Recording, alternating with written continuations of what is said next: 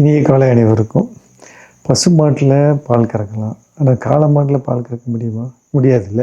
அதே மாதிரி குழந்தைகளில் வந்து இன்ட்ரோவர்ட் குழந்தைகளும் இருப்பாங்க, எக்ஸ்ட்ரோவர்ட் குழந்தைகளும் இருப்பாங்க. இன்ட்ரோவர்ட் குழந்தைகள்னால் சிறு நண்பர்கள் வட்டம்தான் கொண்டிருப்பாங்க, அதிகமாக கலகலன்னு பேச மாட்டாங்க, ஆனால் சந்தோஷமாக இருப்பாங்க, வாழ்க்கையை நல்லா வாழ்வாங்க. எக்ஸ்ட்ரோவர்ட் குழந்தைகள்னால் நிறைய நண்பர்கள் வட்டம் இருக்கும், கலகலன்னு பேசுவாங்க.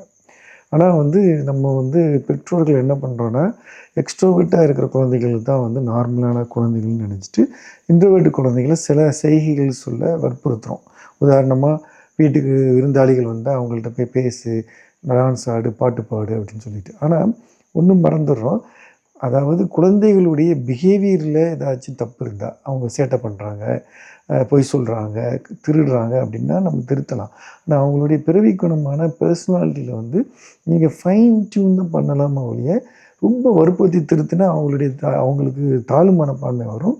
வளர்ந்த பிறகு அவங்க பதட்ட குணம் வர்றதுக்கு வாய்ப்பு இருக்குது, தாழ்வு மனப்பான்மையும் தொடர்றதுக்கு வாய்ப்பு இருக்குது. அதனால் அவங்களுடைய பிஹேவியரை வந்து திருத்த முயற்சி பண்ணுங்கள், அவங்களுடைய பர்சனாலிட்டியை அறிய முயற்சி பண்ணுங்கள். நன்றி, வணக்கம்.